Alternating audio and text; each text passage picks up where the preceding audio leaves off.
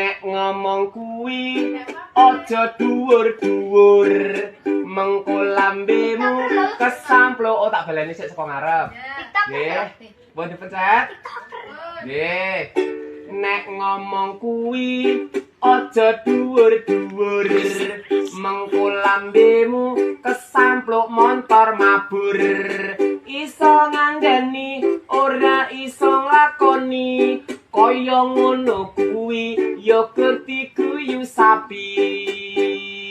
Mbah bandha donya kuwi ora digawa bongko aja nelongso yen lagi rekoso mlaku kesandung mergo ora nyawang ngisor mula dadi wong ya sing anggap asor.